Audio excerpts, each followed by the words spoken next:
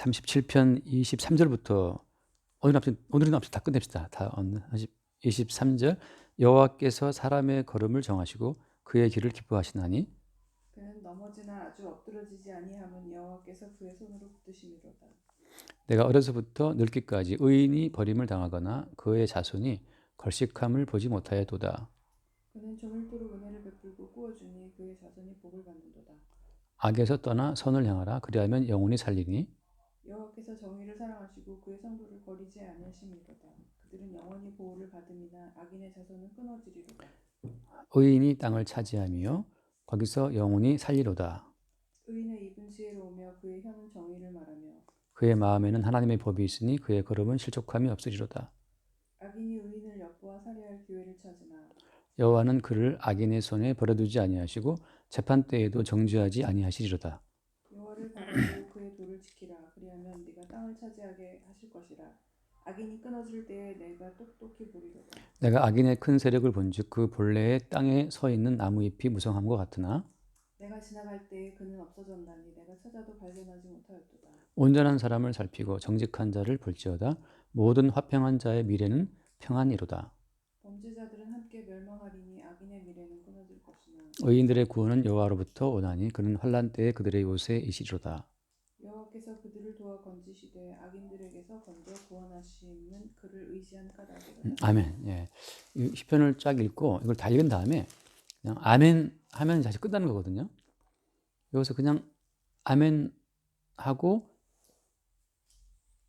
여기서 말하고 있는 그 모든 내용을 그대로 수용하면 그냥 사실은 그것이 이 말씀의 일부로 우리가 연합되어 있는 어떤 존재가 되는 거예요. 근데 여기서 이제 예를 들어서 여기서 예를 들면 뭐 25절 말씀 내가 어려서부터 늙기까지 의인이 버림을 당하거나 그의 자손이 걸식함을 못 봤다 이런 말씀 나오잖아요. 이런 말씀을 갖고 그래 의인은 버림받지 않고 의인 자손은 걸식함이 없어. 그러니까 우리는 의인이 돼야지 하고 여기서 별도의 자기의 세계를 끄집어 오는 순간 그게 악인이 되는 거예요. 이 성경을 통해서 성경의 어떤 이 성경의 요소를 끄집어 와서 자기의 세계를 건축하려고 가지고 오는 순간 그가 악인이 되는 거죠.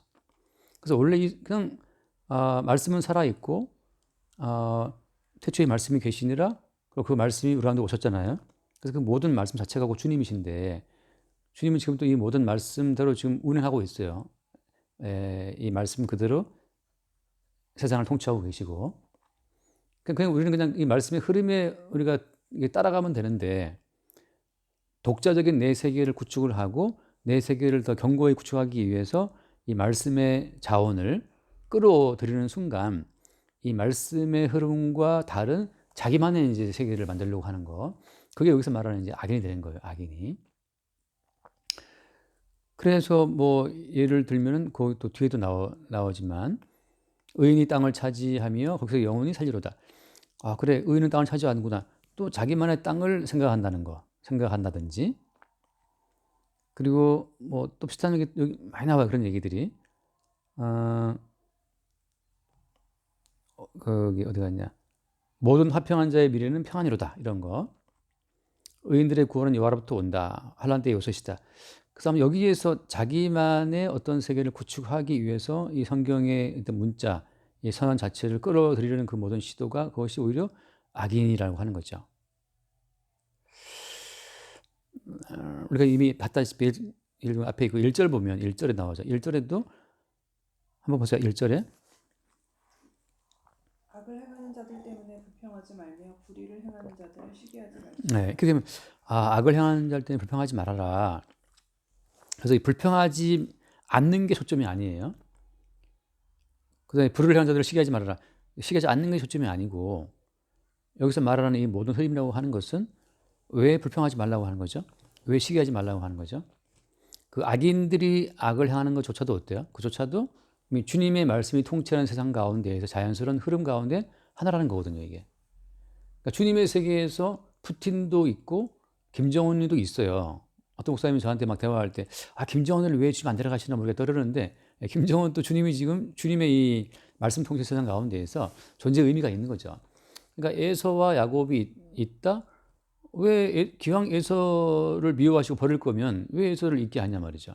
그 에서를 향한 하나님의 미움과 버림이 있어야 야곱을 향한 하나님의 사랑과 택하심의 의미가 드러나는 거거든요. 그러니까 예수 그리스도께서 12명을 택할 때 한 명은 마귀라 했거든요. 사탄이라 했는데, 그 유다였는데, 12명 가운데 왜 사탄에 속한 유다를 택하셨는가? 그 다 말씀해 주신 주님이 행하신 일이거든요. 그러니까 여기서 악을 행하는 자 때문에 불평하지 말라 말씀하시는 것은, 악을 행하는 자들의 그 악행조차도 사실은 말씀으로 통치하시는 주님의 어떤 경륜, 그 세계 가운데 일부야라고 하는 거거든요. 그러니까 초점이 어디 있냐면, 악을 행하는 자들을 여전히 악을 행하도록 허락하시는 그 살아계신 주님을 바라보게 하는 것이 이제 초점이란 말이죠.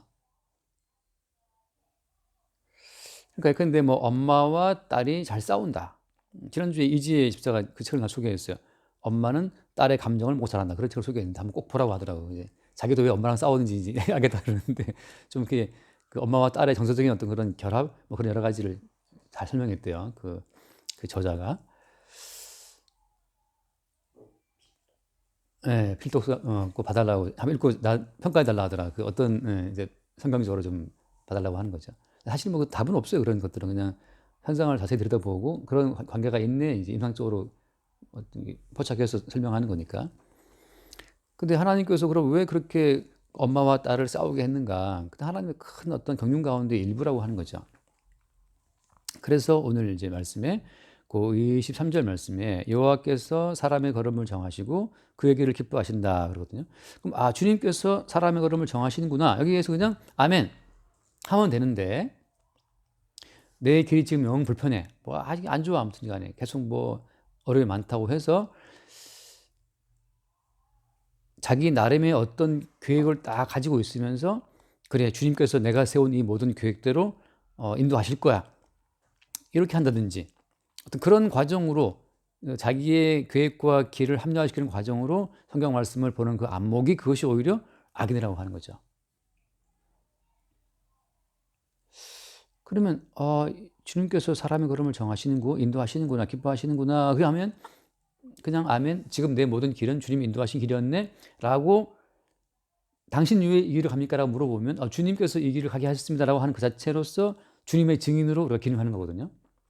살아계신 주님의 어떤 그 표현으로 몸짓으로 존재한다고 하는 거죠. 이제 문제를 먼저 하면 여기서 24절 말씀인데 24절에 그는 넘어지나 그죠? 그는 넘어지나 아주 엎드러지지 아니하면 여호와께서 그의 손으로 붙드심이로다 돼 있죠. 여기서 어떤 성도, 어떤 주의 백성도 일정하게 자기의 자기됨을 자기가 생각하는 어떤 그 의인의 모습을 유지할 수가 없다는 게 포인트예요. 그러니까 이제 보통 오늘날 교회에서는 뭘 강조해요? 한결같은 믿음을 강조하잖아요. 한결같은 충성과 봉사를 강조하지만 그 한결같은 충성과 봉사와 그 믿음은 오히려 그게 심하게 말하면 이단이에요. 문제가 있어요. 수흥자매가 한결같은 사람인가요? 한결같이 나는 믿음이 좋아. 그 사람의 믿음은 의심해 봐야 돼요.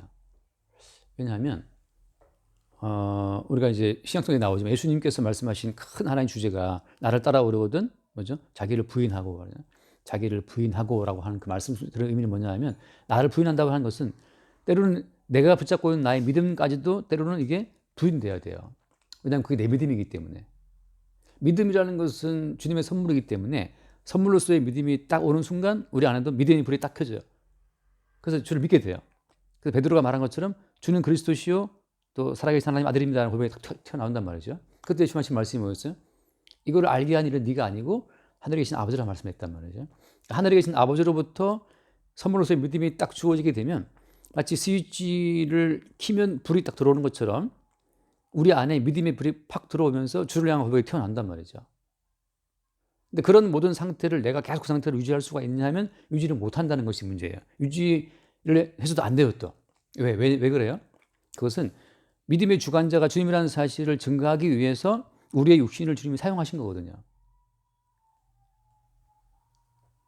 그러니까 스위치를 끄고 켜는 분에 의해서 우리에게는 믿음이 확인되고 믿음이 사라지는 거거든요. 그러니까 그 누구도 자기의 믿음을 자기가 온전히 붙들고 있을 수는 없다는 거.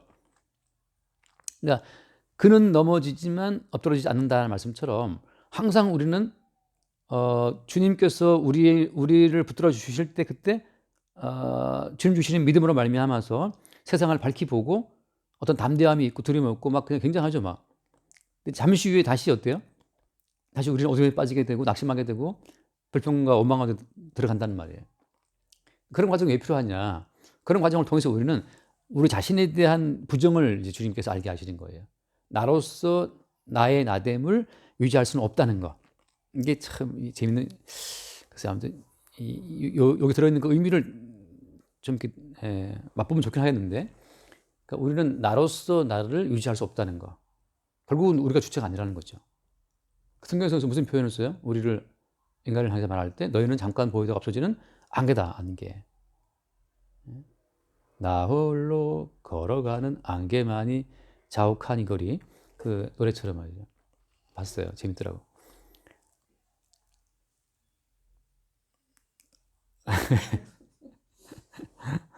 안개만이 자욱한 이 거리.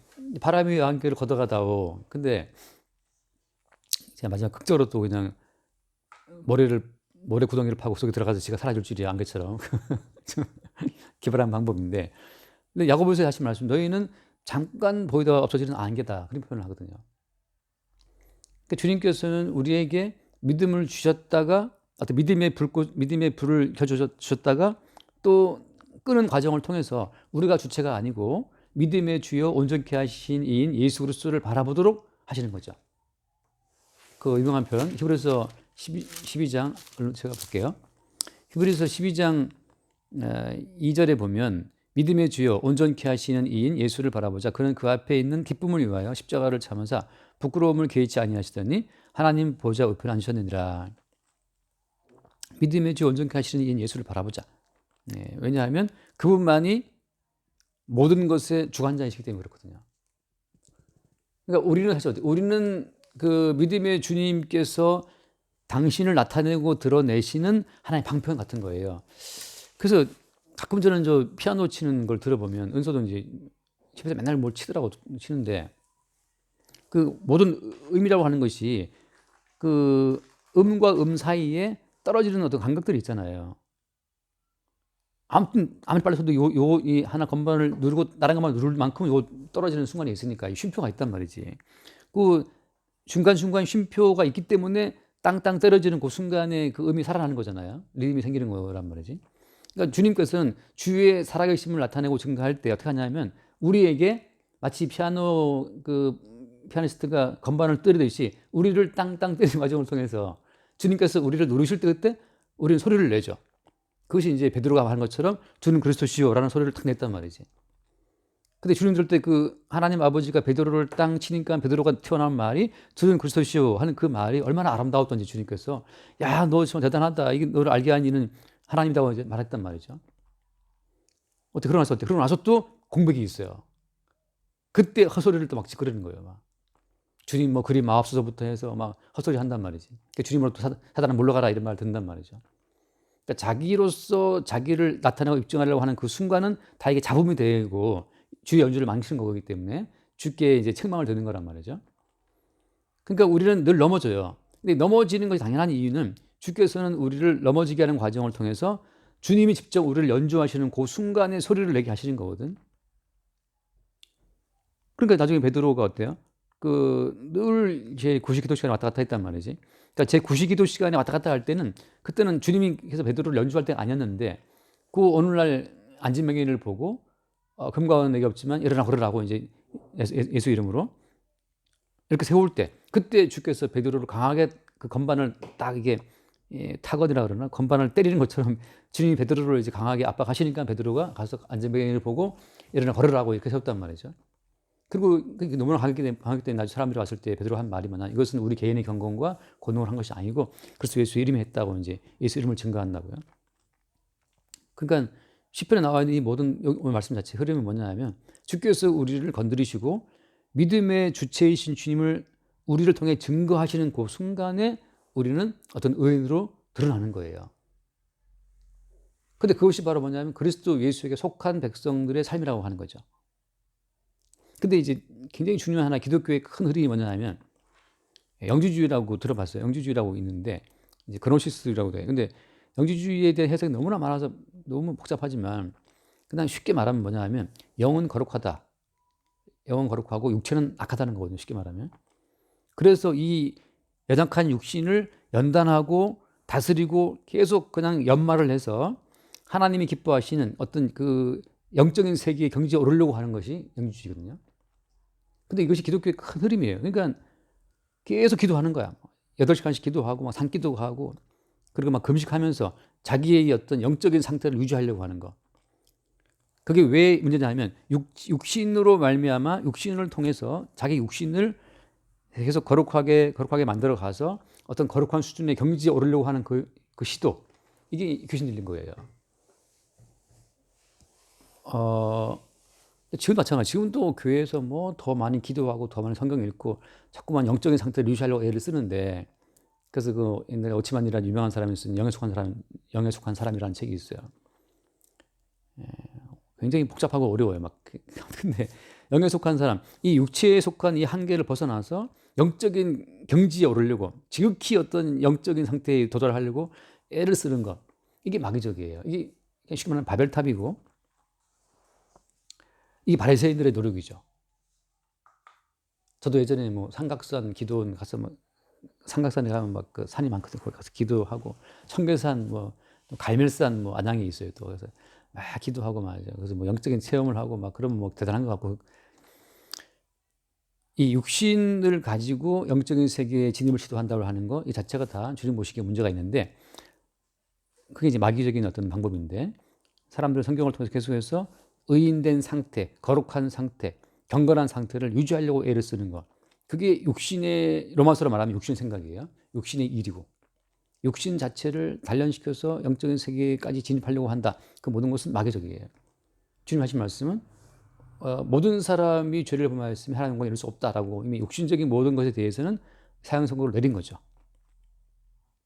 그러니까 주님에 의해서 구원을 받은 성도의 경우에는 자주 매 순간 이 육신의 한계를 인정할 수밖에 없는 상황으로 주님이 인도한다는 거죠. 그것이 바로 뭐냐면 그는 넘어지나 항상 우리는 넘어져요.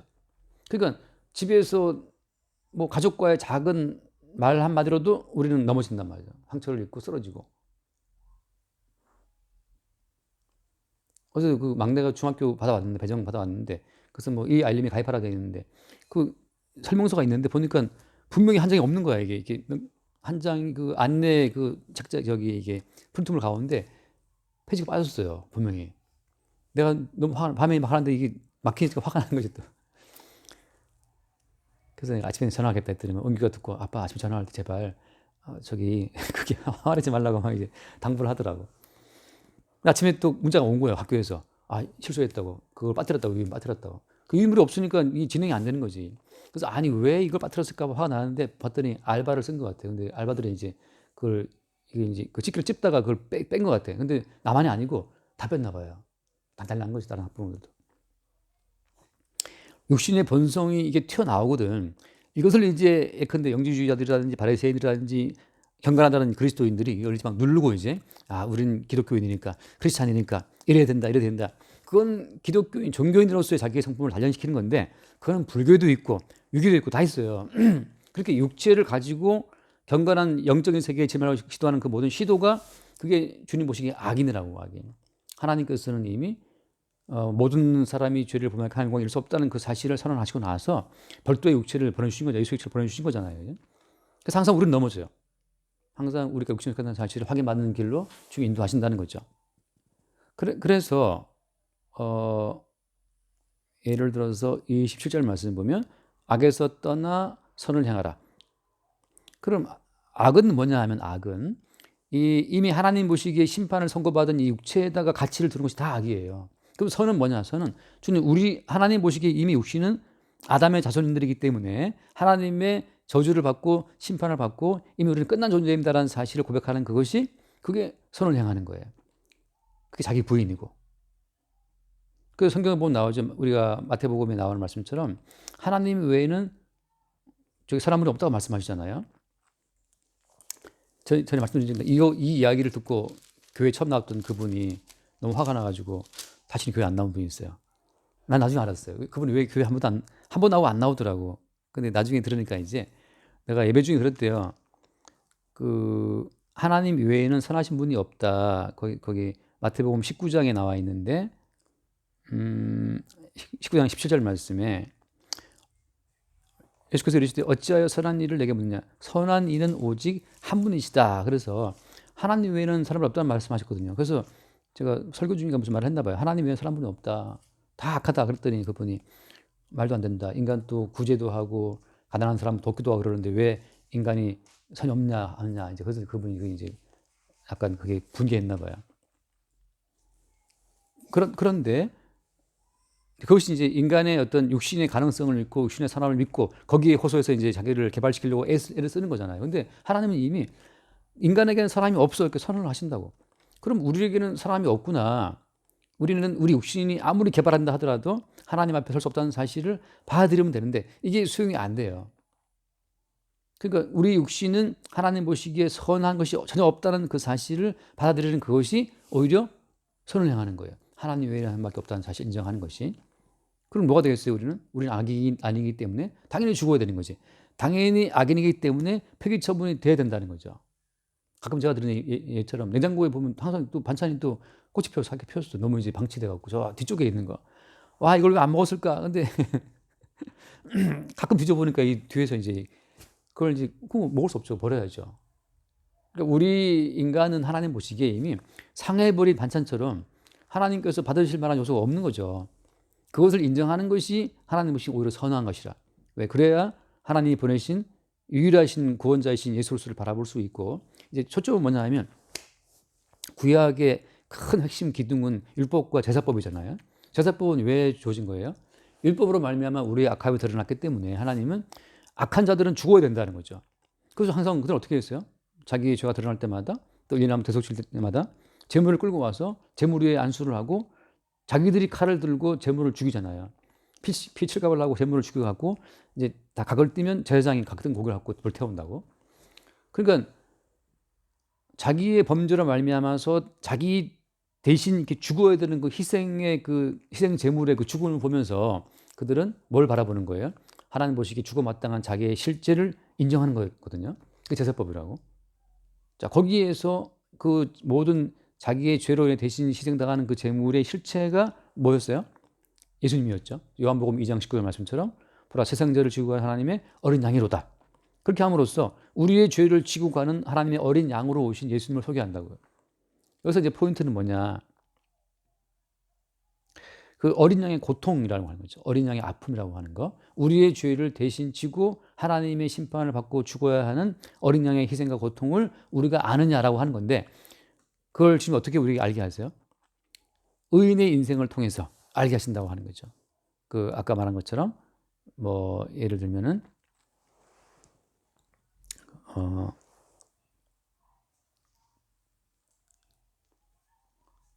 그러니까 그냥 쉽게 말하면 그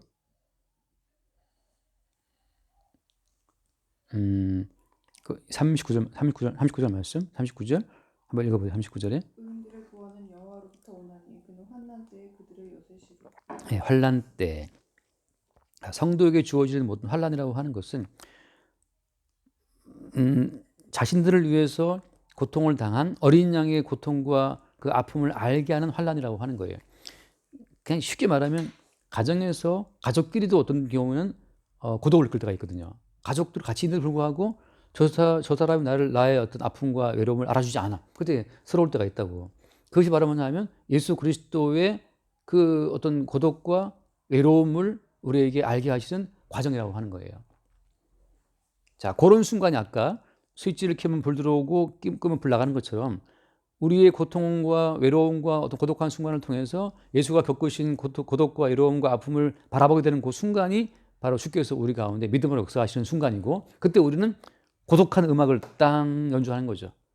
고독한 양치기 뭐 그런 음악처럼 말이죠. 이렇게 연주를 하면서 아 주님의 외로움 여우도 굴이 있고 뭐죠? 참조 세계에서 복음주가 있지만 인자는 멀고 좁다는 말씀처럼 주님도 참 외로우셨겠구나. 그리고 예수의 형제들이 뭐라고 해요? 예수의 동생들이 예수님 바라보고 미쳤다, 미쳤다 했거든요. 가족들로부터도 미친 사람 취급받았던 그 예수님의 어떤 아픔이라는 것이 있단 말이죠. 왜냐하면 예수님이 나이 먹고 집안 안 돌보고 돌아다니고 있으니까 솔직히 뭐 가족이 너무 좋아하겠어요. 저 나이 먹고 뭐 하냐. 그 제 아이들을 모았으면 뭐 하나 큰 단체를 세워가지고 사람 끌어 모아서 돈을 벌어야지. 맨날 다니면서 이렇게 사람 따라다니면 어디 도망가 숨어버리고 그런 식으로 일을 하니까 동료를 보기가 좀 답답한 거지. 도대체 쟤는 뭐 하고 있는 거야. 형이지만 말이죠. 그래서 의인들의 구원은 여호와께로부터 온다. 그런 환난 때 그때 요셉이다라고 하는 것은 사실은 주님은 그 환난 속에서 우리와 함께 하신다고 하는 거예요. 당신이 겪었던 환난과 고통을 우리에게 알게 하시는 과정으로 우리를 인도한다는 거죠. 그래서 그런 흐름 가운데에서 한 번 더 보겠지만 거기 예를 들어서 29절 말씀에 의인이 땅을 차지하며 거기서 영원히 살리라. 자, 그것이 그들이 의인인데 그들이 땅을 차지한다. 이 땅은 어디 땅을 말한다고 했어요? 이 땅이라고 하는 것은 예수께서 홀로 말씀을 다 성취함으로써 말씀 성취하는 자들에게 약속된 모든 복을 누리는 땅이거든요.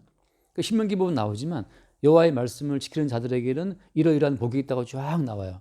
근데 성경에 나와 있는 그 모든 말씀 순종에 따른 축복이라고 하는 것은 예수님께서 홀로 다 완성을 해서 예수님이 그 모든 복을 다 독점하고 있다는 거죠. 그래서 예수님과 함께 있는 그것이 복된 땅이고 영원한 땅이에요. 그러니까 지금은 땅이 여기 있다 저기 있다 할 것이 아니고 그리스도 예수의 십자가의 사건이 발생되는 그 현장이 그것이 땅이에요. 왜 제가 사건이라는 표현을 쓰냐 하면 예수님의 십자가의 사건이 발생되는 그 현장이 의인이 누릴 땅이라는 표현을 쓰는 이유는 십자가는 지식이 아니거든요. 예수가 우리를 죽었어. 그 지식이 있다고 해서 예수님의 십자가가 우리한테 능력이 되나요? 고린도전서 1장 말씀은 그런 말씀 나오거든요. 십자가의 도가 멸망한 자들에게는 미련한 것이지만 구원받은 우리에게는 하나님 능력이고 하나님 지혜다 그런 표현이 나와요. 그러면 진짜 성자매한테 그 십자가의 도가 하나님 능력이 되고 지혜가 되나요? 우리는 그걸 체감하지 못할 때가 많거든요. 실제 우리에게 능력과 지혜라는 것은 예컨대 돈이고 사람들이 인정이 될 때가 많지 십자가의 도가 되냐? 안 때가 많아요. 그러니까 제가 십자가의 사건이라는 표현을 쓰는 이유는 스위치를 켜시는 주님에 의해서 주님이 나를 위해서 고통받고 십자가에 죽었다는 그 사실이 우리에게 그 실체로 딱 다가오는 그 순간 우리는 그 십자가의 능력 가운데에서 주님이 나를 죽으셨구나. 지금 내가 존재하는 이 모든 존재는 십자가에 죽으신 주의 희생의 근거에서 내가 존재한다는 사실을 보게 되는 그 순간에 우리에게 십자가의 능력이 되고 지혜가 되고 힘이 되거든요. 그러니까 뭐 십자가의 지식을 가졌다고 해서 십자가의 능력을 실체를 맛본 것도 아닌 거예요. 오직 칼자루는 주님이 쥐고 있고 주님께서 스위치를 켜고 주께서 피아노 건반을 땅 때리는 피아니스트처럼 주께서 우리를 연주하실 때에만 우리에게 내가 너를 위해 죽었다고 하는 그 실체적인 어떤 말씀의 실제를 나타내실 그 순간에만 우리에게 기쁨이 있고 그때 의인의 땅이라고 하는 거. 이미 천국의 백성의 지금 삶을 살고 있다는 사실을 그때 확인하는 거죠. 그러니까 뭐 지금은 괴롭죠. 나중에 천국에 있을 거야. 그거는 모든 인간, 모든 종교가 만들어낸 희망사항이에요. 고도를 기다리면 연극 본 적 있어요? 고도를 기다리면? 그 예전에 보러 갔다가 좀 어이없더라고. 진짜 계속 고도가 씨가 오신다는데 뭐 끝내 오지도 않고. 근데 사실 인간은 희망 없이 살 수 없잖아요. 희망 없이. 결국은 인간은 허구의 존재죠. 안개는 실제처럼 보이지만 허구인 것처럼 인간의 사랑과 뭐 다 그냥 하나의 허구예요. 앞으로는 잘 될 거야. 뭐 다 마찬가지 다 허구죠. 다만 십자가의 사건 속에 의인의 땅이 등장한다고 하는 거. 그래서 그런 흐름으로 가면서 뭐 34절 말씀, 34절 여호와를 바라고 그의 도를 지키라. 그리하면 네가 땅을 차지하게 하실 것이라. 악인이 끊어질 때에 내가 똑똑히 보리라. 네, 그의 도를 지키라. 물론 여기 도라고 하는 것 자체가 구약적인 개념은 다른 의미지만 이게 실체화가 되면 다 십자가의 도로 이어지거든요. 우리가 붙들고 의지할 것은 십자가의 도밖에 없는데 사실 말하면 아까 것처럼 영주주의들처럼 육신의 가능성을 개발해서 하나님께서 기뻐하시 영적인 세계에 도달하겠다라고 하는 그 자체가 이제 악인의 마인드인데 우리는 뭘 지키는 거예요? 육신의 가능성이 하나님 보시기 없기 때문에 주님께서 십자가에 못 박혀 죽음을 당했다고 하는 거 그걸 바라보는 거죠. 그러니까 민수기에 나온 말씀처럼 불뱀 물린 자들한테 장대에 노뱀 매달았잖아요. 그죠? 장대에 달린 노뱀을 바라보는 자는 산다. 그러니까 말도 안 되는 그 어떤 계명을 줬는데 그 말을 듣고 장대에 달린 노뱀을 바라보는 자는 살았단 말이죠. 그게 그것을 지키는 거란 말이에요. 그럴 때 뭐 한다? 그럴 때 내가 땅을 차지하게 하실 것이다. 그러니까 여기서 우리가 음,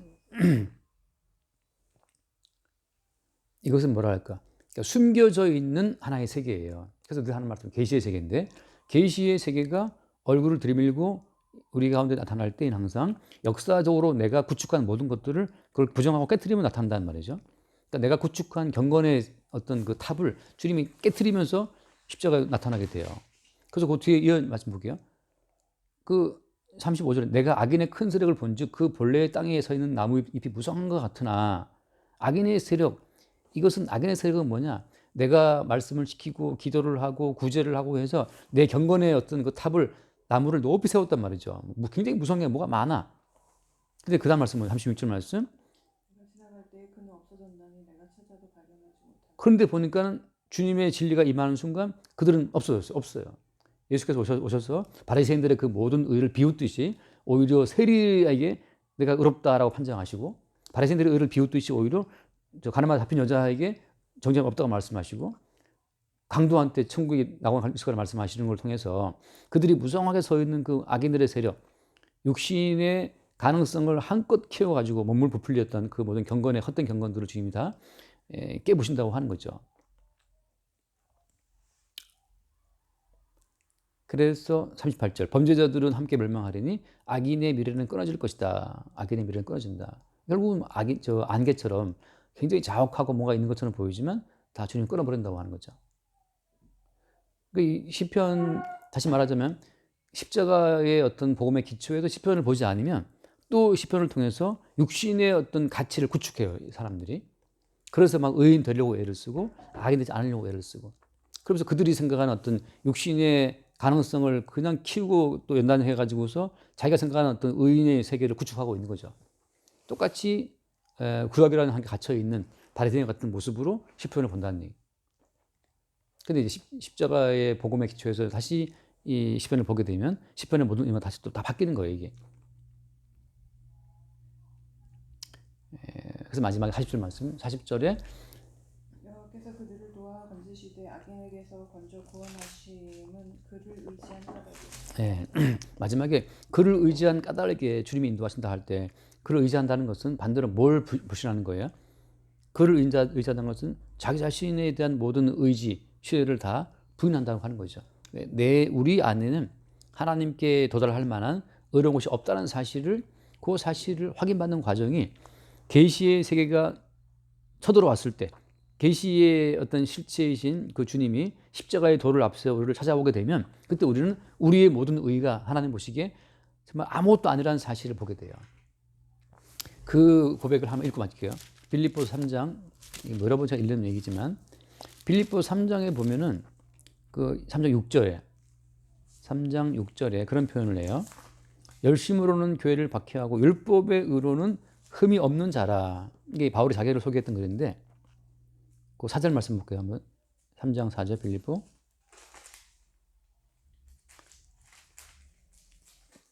그러나 나도 육체를 신뢰할 만하며,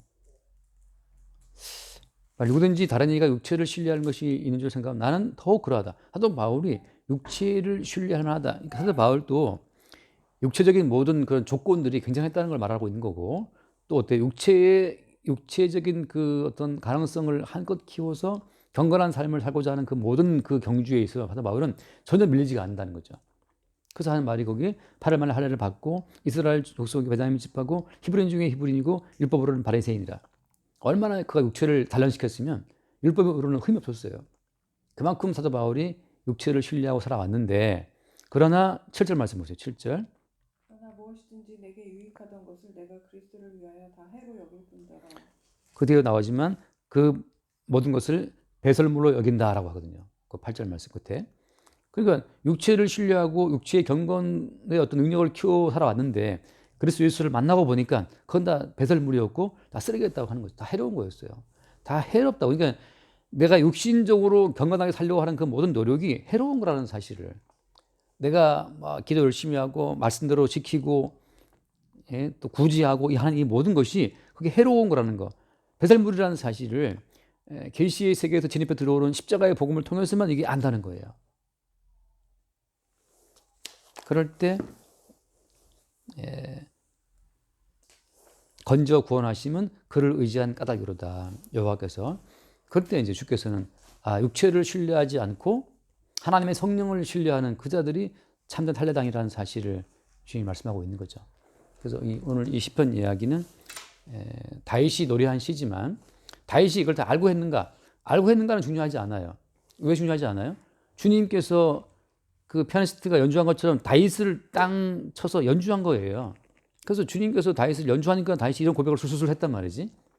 또 주님이 또 딱 누리지 않으면 또 헛소리하고 또 뭐 바스바라 놀아나고 또 그럴 수 있단 말이죠. 그러니까 우리가 육체적인 우리의 어떤 이상적인 자아상을 만들어 놓고 이상적인 그 자아상에 도달하려고 막 노력하는 그 삶 자체가 그게 말하자면 영지주의고, 그것이 오늘날의 경건하게 살고 사는 어떤 기독교인들의 어떤 그 무지함이에요. 주님께서는 그것을 그건 해로운 것이다. 왜? 십자가에 죽으신 예수 그리스도의 공로를 너희들이 지금 가리고 있어 하는 것으로 이제 몰아간다는 거죠. 참된 구원은 십자가에 죽으신 예수 그리스도 그분의 십자가의 사건에 내가 덮여 있을 때, 그때 우리는 알죠. 주님이 홀로 마련하신 의로운 자들의 땅이 있다는 사실을 그때 보게 되는 거죠. 우리가 만들어가는 땅이 아니고 주님 만드신 땅. 여기까지 합시다.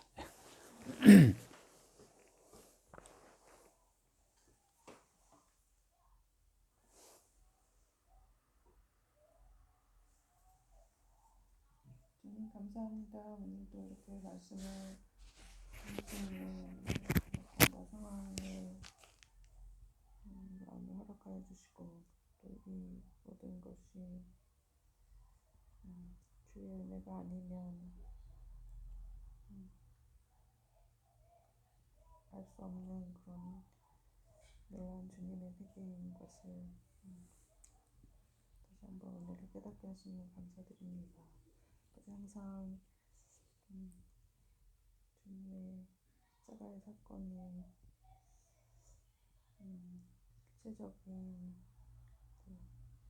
진실로 다가올 수 있는 그런 놀라운 은혜 속에 이끌어주시고, 항상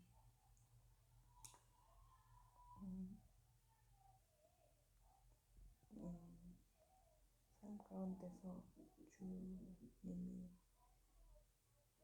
당하신 고통과 괴로움과 모든 고난의 증거로서 이렇게 살고 있음을 깨달을 수 있는 그런 은혜를 허락해 주시옵소서. 이 모든 말씀 예수 이름으로 기도드립니다. 아멘. 주님 감사합니다.